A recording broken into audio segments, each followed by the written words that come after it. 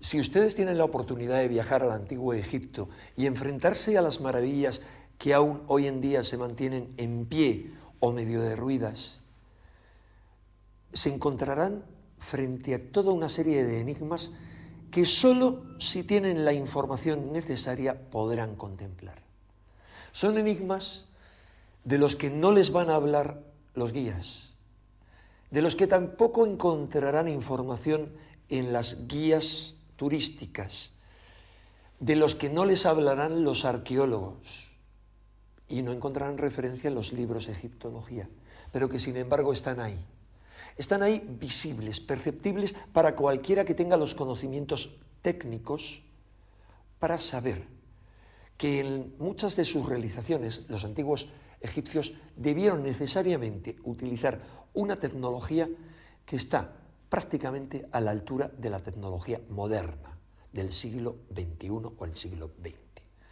Así lo han comprobado multitud de técnicos, desde Joseph Davidovich, experto en piedras, geólogo y director del Instituto Geopolimérico de París, o como Sir Benjamin Baker, ingeniero petógrafo, que se han enfrentado a enigmas increíbles, como por ejemplo, ¿qué técnica utilizaron para moldear las piedras? Porque parece que las moldearon, como descubrió el famoso experto Davidovich. ¿O qué tecnología utilizaron para taladrar con una precisión increíble piedras de diorita que hoy en día solo pueden ser taladradas con taladros modernos con punta de diamante, cuando esa tecnología, según los egiptólogos, era absolutamente desconocida a los egipcios de aquella época? ¿Y por qué algunas de las realizaciones tecnológicas más asombrosas del antiguo Egipto, por ejemplo, la construcción de la Gran Pirámide, se da en las primeras dinastías, sin prácticamente intentos previos y con una degeneración inmediatamente posterior, pero muy rápida? Tal vez porque ni el hecho de quiénes la construyeron, cuándo la construyeron, cómo la construyeron y otras muchas más cuestiones coincidan con la versión que nos dan los egiptólogos. Para comprobar que ellos así, será suficiente con que nos acompañen en este viaje de la mano de Manuel José Delgado, que durante muchos años y a lo largo de muchos viajes ha estudiado algunos de los muchos enigmas que nos plantea la civilización egipcia.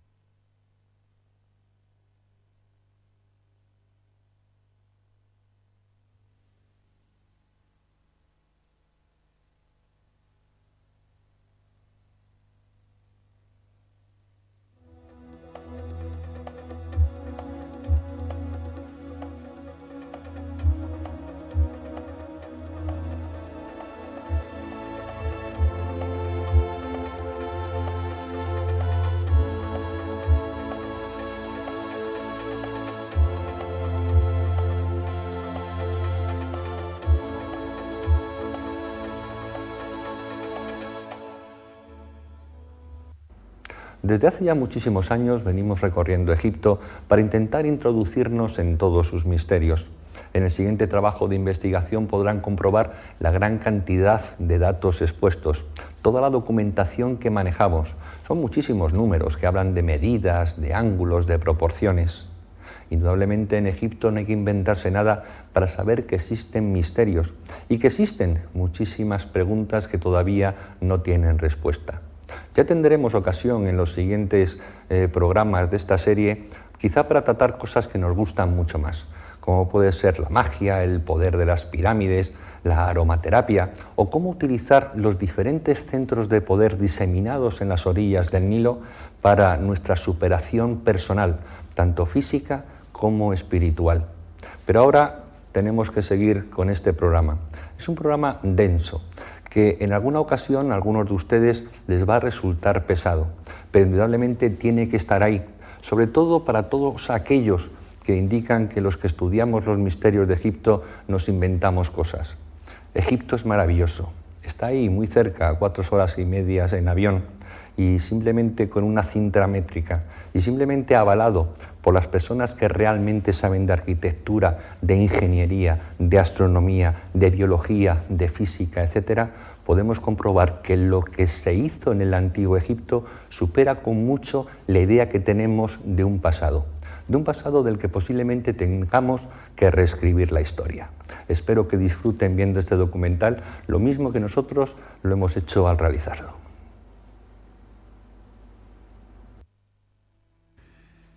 Cuando Champollion descifra la piedra Rosetta, elaborando su primer diccionario de jeroglífico, abre a millares de investigadores las puertas de un mundo tan fascinante como desconocido, creando un instrumento que permitía descifrar aquello que los antiguos egipcios dejaron escrito en sus tumbas y papiros.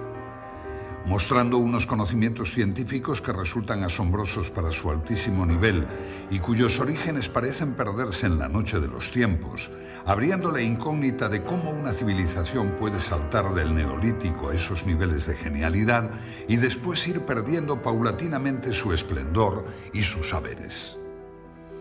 La historiografía oficial nos ofrece una imagen global de una civilización fascinante, ignorando determinadas pruebas arqueológicas capaces de romper cualquier esquema establecido, ya que del mismo modo que si podemos hablar de una evolución cultural lineal a lo largo de las 31 dinastías del Egipto faraónico, no podemos decir lo mismo de su evolución tecnológica, que nos muestra unos espectaculares avances en un periodo determinado y una posterior involución de la que no nos hablan los libros de historia. La meseta de Giza es el mayor testimonio de estos problemas arqueológicos, y en especial la Gran Pirámide. No existe ninguna inscripción que explique sus misterios, ninguna pista válida que confirme su datación en el tiempo. Simplemente 3 millones de bloques de piedra, 7 millones de toneladas erigidos como homenaje a la mística, a la ciencia o a la locura. Los viajeros de la antigüedad ya manifestaron su asombro ante la ausencia total de una tecnología que justificase la construcción de las pirámides. La arqueología ha tratado de dar respuesta a los cómo y los porqués de tan magna construcción, careciendo de la base suficiente en campos tan importantes como la física, las matemáticas o la geometría. Desde que en el siglo XIX se descubrieran las relaciones de la Gran Pirámide con los números pi y phi, se inició una frenética carrera hacia la interpretación de sus medidas, dando como resultado las más insólitas interpretaciones. En pulgadas, en yardas, en metros, en litros o en varas, las mediciones, muchas veces sometidas a tortura, conducían a la explicación de todo, del presente, del pasado y del futuro, no faltando quien achacaba errores de construcción los datos que fallaban en su teoría. O incluso otros no dudaron en limar algunas aristas para que sus elucubraciones fuesen refrendadas con mayor precisión.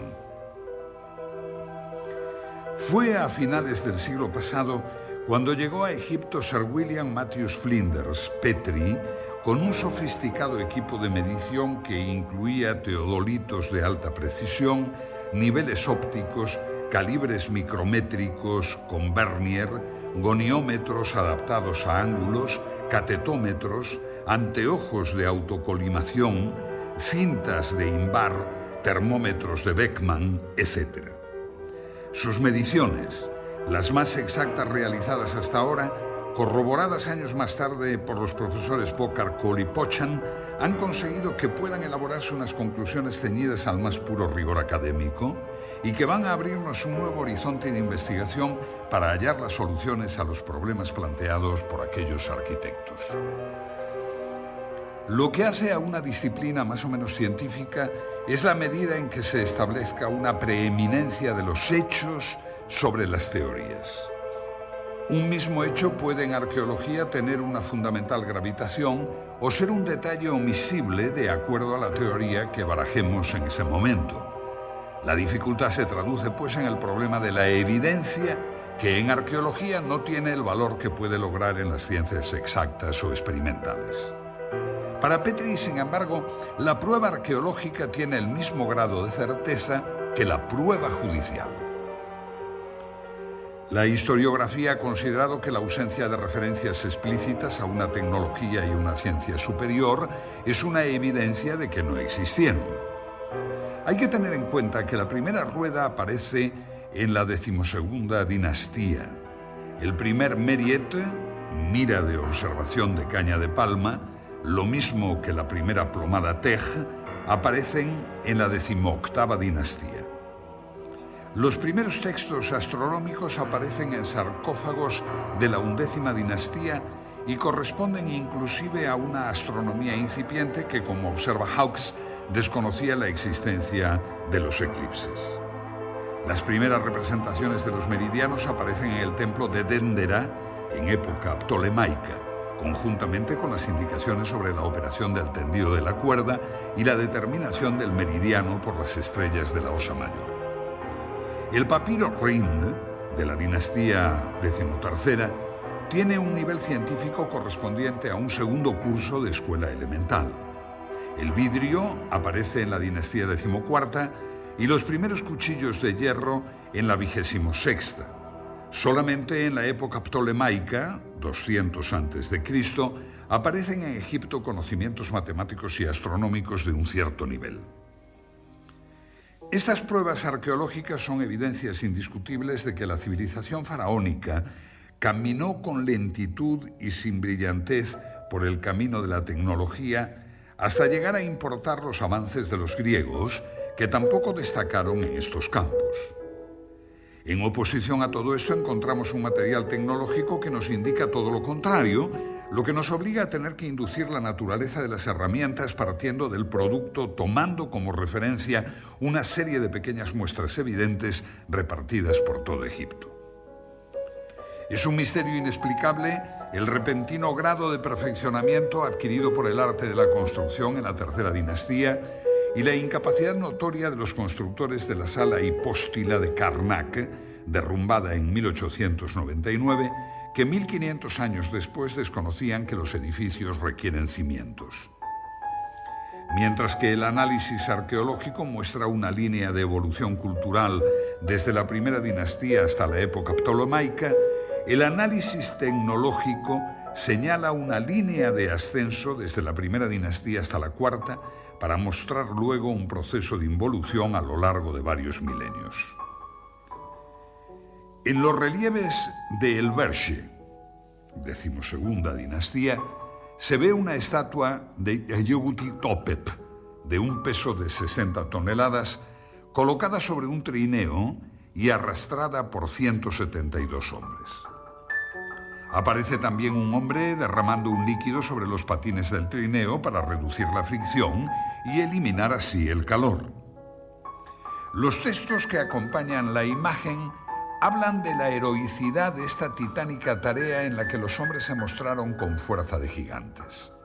Es por ello por lo que resulta increíble cómo no ha quedado ningún recuerdo del transporte de los numerosos obeliscos de 1000 y 1200 toneladas que los egipcios distribuyeron por todo el territorio. Este es el templo de Luxor. Fue erigido originalmente por Amenhotep III en honor a Amón, y luego Ramsés II añadió estas impresionantes figuras y dos tremendos obeliscos. Solo queda uno. El otro, su hermano gemelo, fue llevado a Francia y puede hoy contemplarse en la Plaza de la Concordia de París. Requieren cada uno para su arrastre una fuerza de 93.000 kilos que nunca pudo ser suministrada por menos de 25.000 hombres. Para subirlo por una rampa se haría necesario un esfuerzo adicional que para un 30% de pendiente exigiría el esfuerzo suplementario de otros 50.000 hombres. Resulta curioso que el transporte de estos colosales monolitos no llamase la atención de los escribas. En el templo mortuorio de Micerinos hay bloques de 200 toneladas. En el techo de la cámara del rey de la Gran Pirámide los hay de 50 toneladas y aunque el término medio de los bloques del monumento no pase de las 2,5 toneladas, cuando se piensa que hay unos 3 millones de tales bloques, se vuelve a plantear con seriedad la cuestión de las técnicas y medios empleados. Se nota la contradicción entre lo que hemos dado en llamar la prueba tecnológica y la prueba arqueológica. Se desconoce la existencia de máquinas. La aseveración de Heródoto de que se utilizaron máquinas para levantar las piedras es generalmente impugnada por los arqueólogos, que priman la fuerza bruta de miles de esclavos ante todo saber tecnológico. Estamos en el interior de la pirámide de Kefren. Desde su entrada comienza un pasillo descendente que justo en este lugar se vuelve horizontal para posteriormente subir hasta la cámara del sarcófago. Y es en este sitio donde los arquitectos de la pirámide decidieron colocar una esclusa para obstruir el pasaje. Es esta roca. Las teorías que esgrimen algunos investigadores para demostrar que por medio de rampas los antiguos egipcios lograban elevar grandes bloques a enormes alturas quedan en entredicho cuando nos encontramos con problemas como este. Es una roca de granito de casi 3 toneladas de peso. La estudió Petri. Si los bloques eran elevados por rampas a base de fuerza muscular, ¿cómo pudo ser elevado este bloque a esta oquedad para que posteriormente bajara y ejecutara la función que le encomendaron sus constructores? Que sirviera de cierre, de tapón. En este pequeño espacio no caben más de 6 personas. Es por ello por lo que Petri dedujo que los antiguos egipcios debieron poseer máquinas, y máquinas muy eficientes. Si aceptamos la existencia de máquinas en el Antiguo Egipto, nos queda el problema de determinar su naturaleza. En este sentido han sido numerosas las tentativas de explicación. La idea clásica de que las piedras fuesen elevadas por rampas es desechada por el docto ingeniero Krum, pues por sí solas las rampas serían un trabajo equivalente al de la propia pirámide. El concepto de los rodillos tampoco sirve, ya que la madera era escasa y no servirían en terreno arenoso. Las pirámides se realizaron en la Edad del Cobre, pero podemos decir que resulta imposible que en ese momento no conociesen el hierro, ya que es explicable que los egipcios pudieran trabajar el cuarzo, el granito, el pórfido o la diorita si no poseyeron herramientas de este metal. Esta piedra es de diorita. Puede comprarse por €1 en cualquier tienda de minerales en España. Les sugiero que adquieran una y efectúen una simple operación. Coloquen en su taladradora una broca de diamante sintético, Widia, que tiene dureza 11, e intenten perforarla. Tras varios minutos de intentos frustrados, se preguntarán cómo consiguieron tallar y perforar la estatua de Kefren, realizada de una pieza en diorita verde, con herramientas de cobre, que fueron las supuestamente empleadas en los tiempos de las pirámides. Resulta una incógnita cómo los egipcios pudieron trabajar el granito en las canteras sin el hierro. En las canteras de Asuán se aprecian muchas series de agujeros y ranuras rectangulares profundas y estrechas, las cuales, como dice Clark, no se puede afirmar que se hicieran con herramientas de hierro, pero sí se puede afirmar que no pudieron hacerse con cobre. Efectivamente, los cortes de la roca en la cantera se producían tras introducir en los orificios piezas de madera que luego se humedecían. La fuerza oncótica producida por la expansión de la madera hacía resquebrajarse el granito. Pero nos queda el saber cómo realizaban tales orificios. Se conocen además 4 muestras de hierro del Antiguo Egipto que fueron analizadas por Petri. Una de ellas fue descubierta por Perrink, el ayudante de Howard Bisse, cuando se limpió el canal sur de ventilación de la Cámara del Rey. Los restos calcáreos adheridos a la lámina hicieron imposible la idea del fraude. Su análisis demostró que tampoco provenía de meteoritos férricos. La conclusión obvia es que los antiguos egipcios utilizaron el hierro y que, al igual que otros muchos dispositivos tecnológicos, su empleo parece haber sido mantenido en secreto, dando con ello origen a un serio problema para los arqueólogos que confunden la ausencia de pruebas con la inexistencia de tecnología. Una posible explicación al mantenimiento de tal secreto podría ser la pertenencia del hierro a la sabiduría divina, siendo su uso restringido a los sacerdotes y a sus operarios. Esa creencia ha pervivido hasta nosotros que denominamos a la industria del hierro como siderometalúrgica, es decir, de origen sideral y posiblemente relacionada con los moradores del cielo. Otro aspecto digno de ser estudiado en la búsqueda de respuestas sobre la tecnología es la forma en que los constructores adosaban los bloques unos a otros sin dejar ninguna separación entre ellos. En cualquiera de nuestros cuartos de baño, la junta entre las losetas del alicatado nunca baja de 1 milímetro. Y si estas plaquetas son de tan solo 20 centímetros, podremos comprender el problema que representa unir monolitos de decenas de toneladas. Ni siquiera una hoja de afeitar penetra en las juntas que pueden ser rectas o curvas, aunque nunca sin perder el íntimo contacto. Las únicas herramientas que poseemos de los artesanos egipcios son algunos cinceles de cobre, de los que se conocen varias colecciones. En general, las perforadoras prehistóricas trabajaban con polvo de esmeril, pero en piezas del Imperio Antiguo, como vasos y platos de granito o de diorita, se encuentran huellas de una punta cuya naturaleza se desconoce, pero que no pudo ser otra que el diamante. Y aquí nos encontramos con otro problema arqueológico, pues el diamante es considerado inexistente en aquella época. El torno de alfarero todavía no había aparecido en la época en que las vasijas de diorita torneada eran ya perfectas. En dinastías posteriores ya no se volvió a trabajar la diorita. Ni siquiera los escultores de la época saíta se atrevieron con este material. No debe extrañarnos que los egipcios de las primeras dinastías poseyeran instrumentos superiores a los de las siguientes, pues esto es lo que revela constantemente el análisis tecnológico. La tecnología muestra más signos de retroceso que progresos en el tiempo.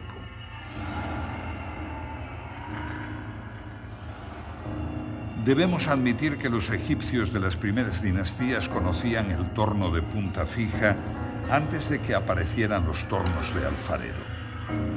Con el torno egipcio se obtenían incluso superficies esféricas, pues se conocen platos hechos a torno en los cuales la herramienta se movía sobre una línea curva. Tenemos la prueba de que además del torno de punta fija conocían el torno con herramienta articulada móvil. Esta es una importante cuestión tecnológica, pues muy difícilmente podría la herramienta articulada moverse a su vez en forma circular.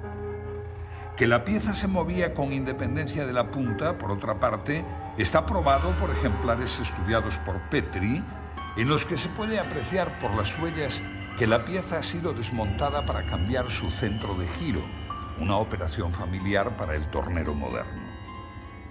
Y si el torno de punta fija o móvil ya nos deja impresionados, no lo es menos otra pieza importante como es el serrucho para piedra, y no para piedra normal de caliza, sino también para otras piedras de dureza mucho mayor, como el granito. Se conocen ejemplares de serruchos egipcios de bronce con dientes de esmeril, cuyo funcionamiento se asemeja a las modernas cortadoras de cinta de acero con polvo de esmeril, llevado por agua, con las que se cortan los bloques de granito en las canteras modernas. En los hipogeos de Tebas, 12ª dinastía, se han encontrado bloques de granito serrados que muestran huellas de óxido de cobre, lo que probaría el empleo de esta herramienta. Pero estudiando la inclinación y la velocidad del descenso de la hoja, se descubre que trabajaban a una enorme presión. Es inadmisible que un serrucho de bronce y esmeril pueda cortar granito si le aplicamos una débil presión y empleamos un tiempo indefinido en el corte. La única solución que se nos plantea es que los antiguos egipcios debieron poseer otro instrumento cuya estructura desconocemos, pero que con seguridad no trabajaba con dientes de esmeril. En relación con el modus operandi de estos serruchos, se exhibe en el Museo del Cairo el sarcófago de Diodefre, hijo o hermano de Keops, donde puede apreciarse el trabajo del serrucho. Aparentemente los sarcófagos eran transportados con la tapa no cortada para reforzar la estructura. El serrucho ha cortado ya los 2/3 de la tapa, quedando un resto por cortar en donde todavía puede apreciarse la garganta carcomida por la herramienta. Se observa así la superficie irregular que va dando forma al sarcófago antes de su ulterior pulimento y en donde todavía hoy es posible apreciar las marcas de ocre que indican las líneas de corte. Aparentemente, el serrucho ha sido guiado a mano, como puede inferirse por la forma irregular de la superficie cortada. El ancho de la herramienta, correspondiente al ancho del surco, es de 2 centímetros. El plano de corte presenta desniveles del orden del centímetro. Y aunque no nos imaginamos qué herramienta pudo hacer el corte, se aprecia que su uso fue manual con las imperfecciones que el pulso provoca. En cambio, en otro sarcófago, el de Keops de la Gran Pirámide, en donde los desniveles de las superficies serradas son del orden del milímetro. El serruchado del sarcófago de Keops debe considerarse como una obra maestra en la materia, pues a pesar de no haber recibido un pulido ulterior es casi una pieza terminada. La herramienta llevaba una guía mecánica. Este serrucho se movía a modo de los modernos cortadores de peine que producen bloques de superficies paralelas debido al movimiento simultáneo de varias cintas de acero. Y de nuevo nuestro estupor al comparar la tecnología antigua con los logros de la actual. Esta es una cantera situada en Cerceda, en las estribaciones de la madrileña Sierra de Guadarrama. Su moderna tecnología pudo verse en un stand de la pasada Expo 92 de Sevilla. Los bloques de granito llegan hasta aquí desde la península de Labrador o desde Sudáfrica y abastece a la práctica totalidad de cementerios madrileños. Aquí saben de la industria de la piedra. Su más perfecta máquina de corte para piedras de granito está diseñada por una hoja redonda de 2 metros de diámetro, compuesta de múltiples dientes de huidia, carburo de tungsteno, por lo que no puede cortar bloques de más de 1 metro. Cada vuelta de la hoja avanza tan solo 5 milímetros. Se tarda una mañana entera en cortar toda la roca. No se puede ejercer más presión, pues las puntas se abrasarían. Viendo esto, debemos preguntarnos cómo hacían los antiguos egipcios para que sus serruchos avanzaran en cada presión casi 2,5 milímetros, o sea, 60 veces más potencia que los logros de nuestra avanzada civilización. Pero nuestro asombro no acaba aquí, pues aún hemos de tratar la herramienta más conspicua de la antigua tecnología, el taladro cilíndrico.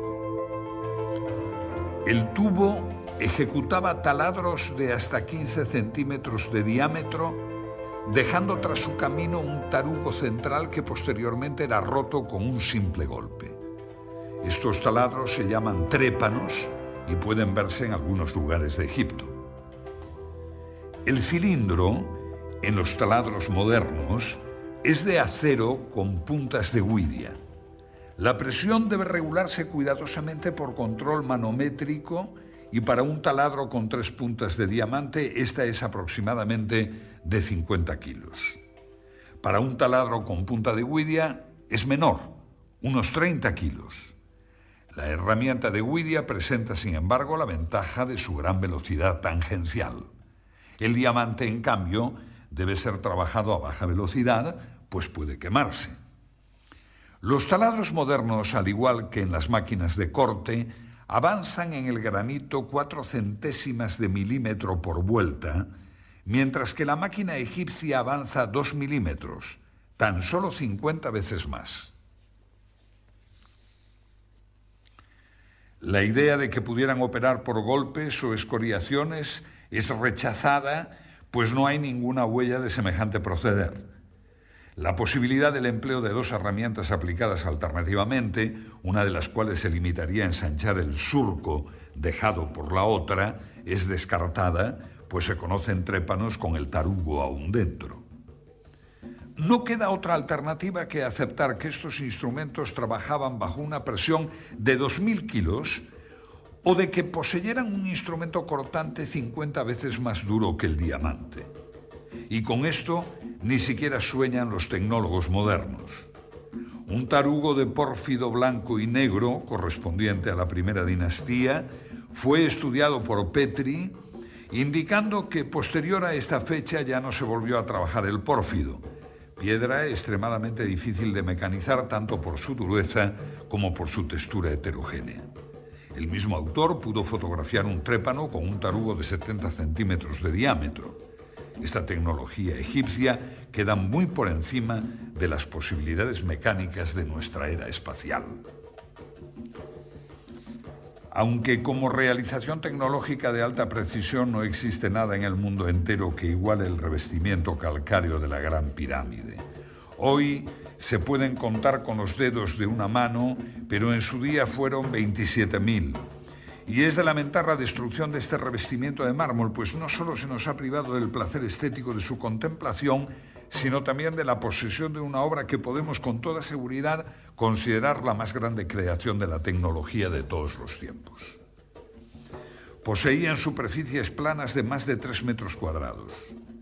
Muestran un paralelismo a lo largo de sus aristas de casi 2 metros del orden de las 5 centésimas de milímetro, es decir, en íntimo contacto.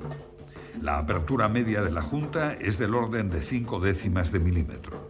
Además, para mayor asombro, utilizaron en las juntas yeso de rápido fraguado. La tarea parece imposible.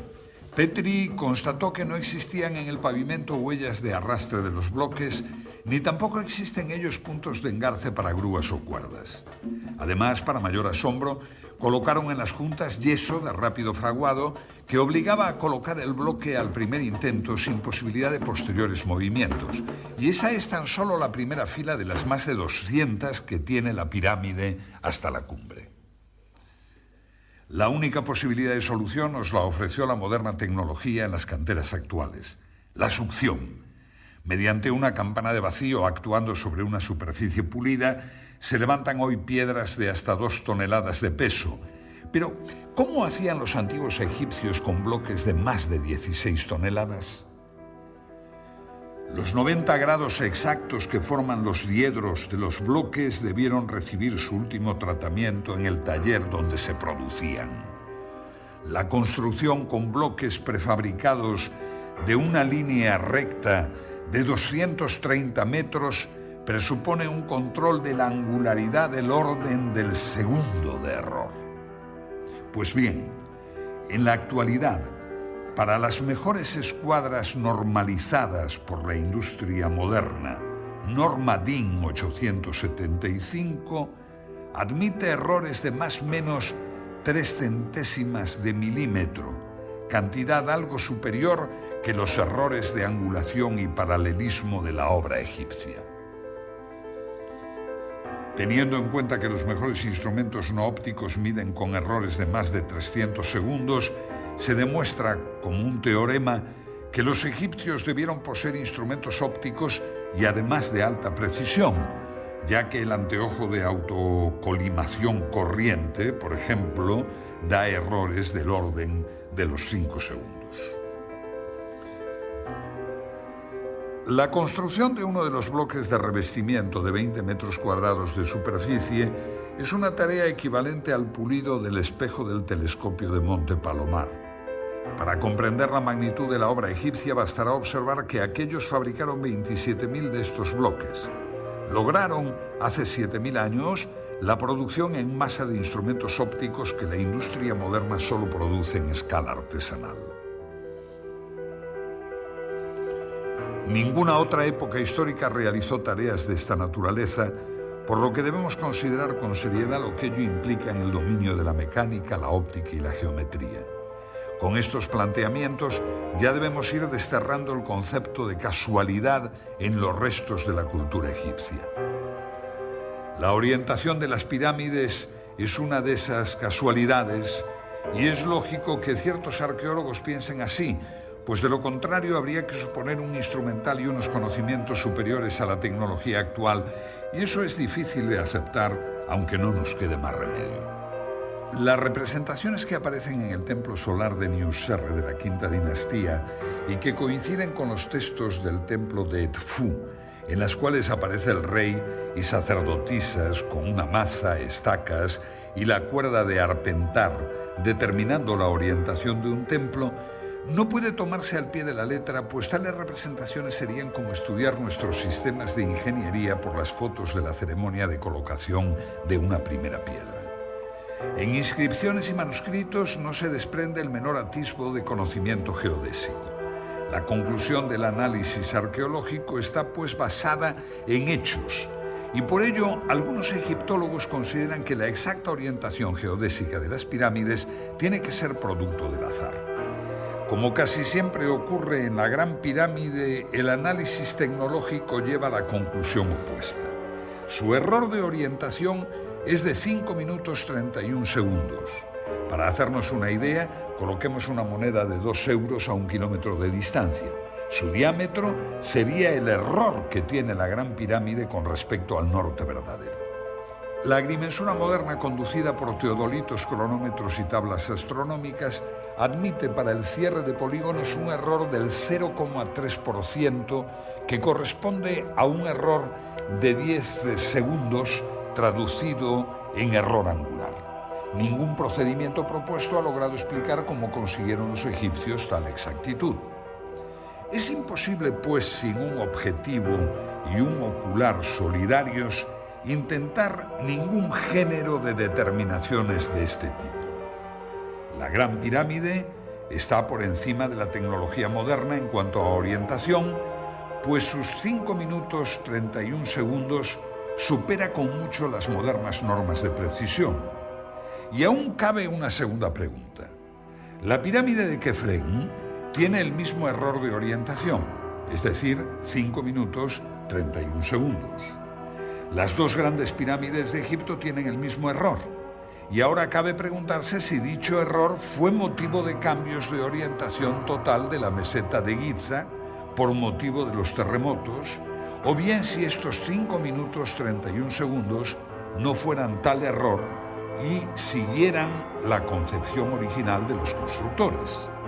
De todas formas, tan difícil es orientar las pirámides exactamente a los 4 puntos cardinales como orientar ambas con la misma desviación.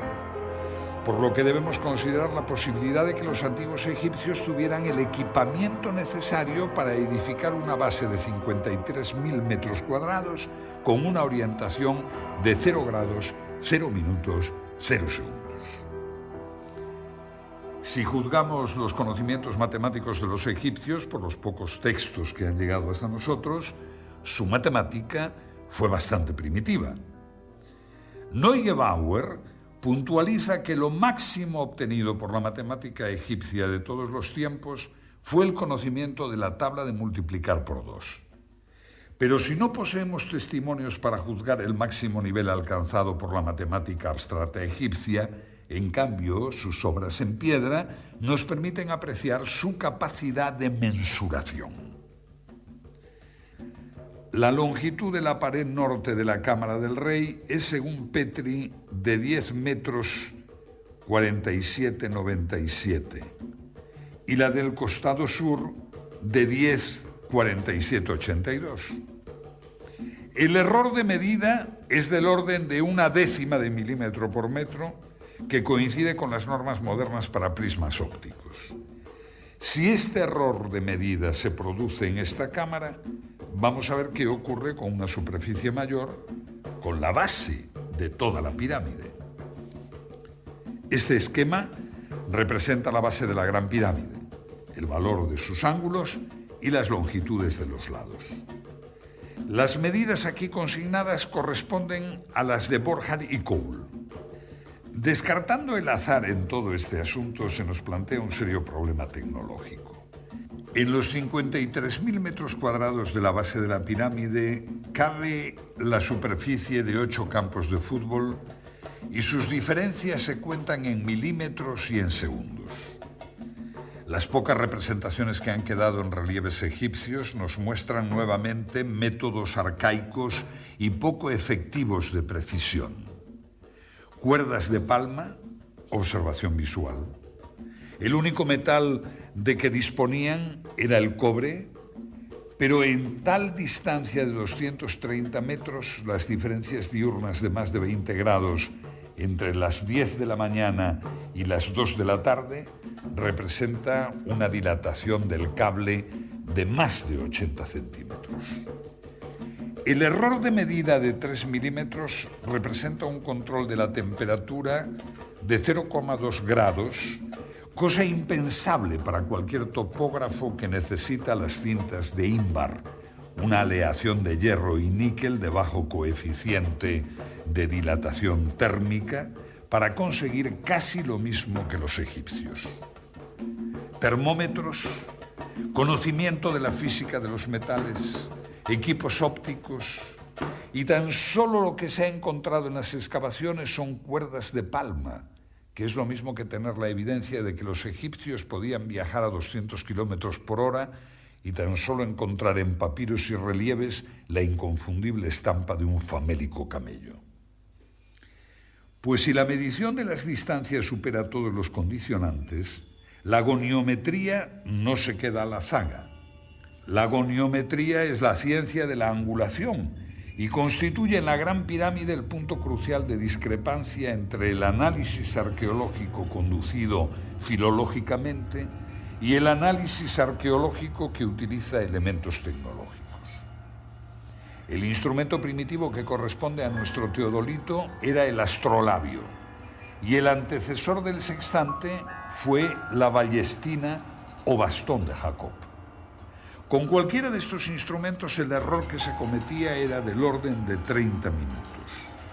En cuanto a otros instrumentos no ópticos, todavía se emplean para agrimensura de baja precisión ciertos dispositivos como la escuadra de pínulas, siendo las pínulas cerdas o hilos de nylon, y las escuadras de espejo. El error de estos instrumentos se puede apreciar en los 20 minutos. Cuando pasamos a estudiar la goniometría egipcia, nos encontramos con la sorpresa de que aquellos tecnólogos medían ángulos con la precisión de un segundo de arco. Esto debe considerarse como sobrenatural, pues trasciende ampliamente la capacidad del ojo humano, que es como aseguran que fue orientada la pirámide. El ángulo noroeste de la Gran Pirámide mide 89 grados 59 minutos 58 segundos, lo que, tratándose de un replanteo, es indicativo de una precisión del orden de un segundo. Los buenos teodolitos modernos miden con el mismo error observado en el monumento de un segundo. Estos errores son inevitables para la cantidad de factores incidentes, tales como errores de la lectura de los nonios, dilatación térmica de instrumentos y elementos de lectura, errores de nivelación, error de arrastre, viento, errores de apreciación sobre el retículo, refracción atmosférica, etcétera, etcétera, y parece ser que todo ello fue tenido en cuenta por los topógrafos egipcios. Se nos presenta en goniometría lo mismo que observamos en mensuración, es decir, el mismo error en estructuras pequeñas, como sarcófagos o cámaras, que en las grandes. Ello presenta una homogeneidad al sistema de medidas empleado que excluye cualquier hipótesis basada en el azar o en la casualidad. Como demostración de lo dicho, comparemos la desviación azimutal de las dos grandes pirámides. Ambas pirámides tienen su desviación hacia el oeste. Petrie da los siguientes valores para la pirámide de Keops. Núcleo, 5 minutos, 16 segundos. Pasajes, 5 minutos, 49 segundos. Revestimiento este, 5 minutos, 30 segundos. Promedio, 5 minutos, 31 segundos. Para la pirámide de Kefren, otorga los valores 5 minutos, 37 segundos para los pasajes y 5 minutos, 26 segundos para el revestimiento, obteniendo un promedio de 5 minutos, 31 segundos. Este resultado nos muestra el exacto paralelismo de dos estructuras separadas por más de medio kilómetro de distancia. En ambos casos, el instrumento necesario para efectuar medidas de esta precisión debió tener un error por debajo del segundo. Como puede apreciarse en la tabla azimutal, el cuerpo de la pirámide de Keops, sus pasajes y su revestimiento del lado este se encuentran en un exacto paralelismo que coincide asimismo con el del revestimiento, cuerpo y pasaje de la pirámide de Kefren. Por esta circunstancia, la observación de que los otros lados, norte, sur y oeste, de la base de la Gran Pirámide están orientados 3 minutos hacia el este del norte con relación a la dirección anterior, revela un hecho intencionado. El lado oeste de la base representa con exactitud milimétrica el promedio del lado norte y del sur. Otro interesante problema lo constituye la perfecta euclicidad y horizontalidad del plano de la base de la Gran Pirámide. El asunto es altamente atractivo porque la nivelación debió efectuarse prescindiendo de las direcciones diagonales, ya que en el centro los constructores dejaron sin tocar la piedra de la meseta y solamente rebajaron el perímetro.